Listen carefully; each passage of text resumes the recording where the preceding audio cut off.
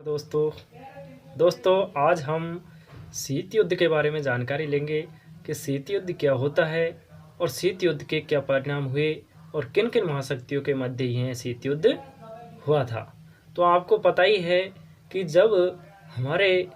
विश्व में यानी कि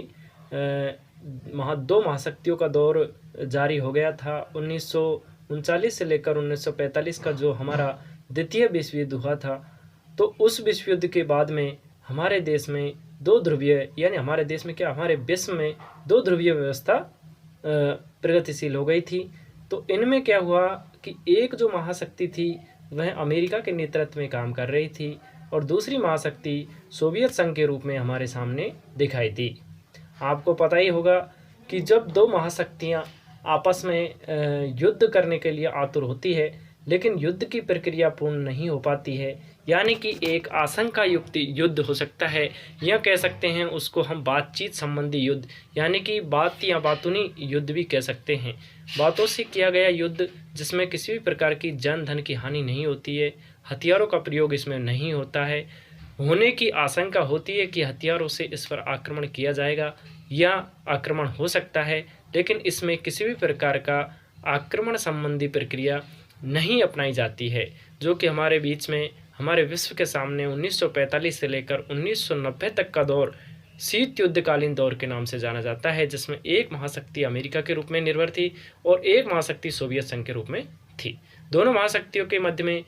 आपस में द्वेष भावना और आपस में वार्ताओं से संबंधित यानी कि बातूनी युद्ध हुआ था, केवल बातूनी युद्ध। तो वहीं बातूनी युद्ध को हम शीत युद्ध की परिभाषा देते हैं, जिसमें किसी भी प्रकार का कोई युद्ध संबंधी प्रक्रिया जारी नहीं हुई,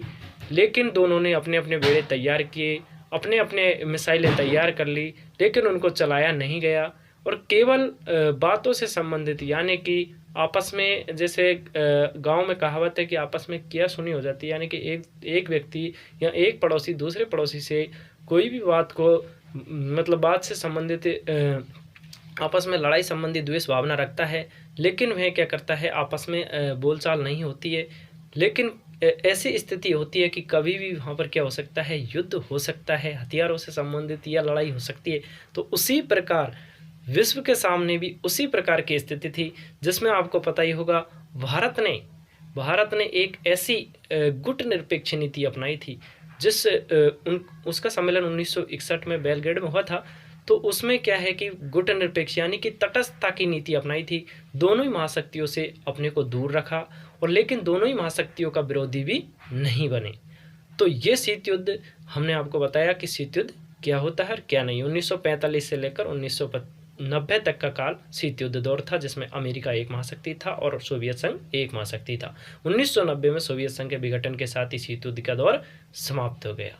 तो धन्यवाद दोस्तों, ये हमने शीत युद्ध के बारे में आपको थोड़ी जानकारी प्रोवाइड करवाई।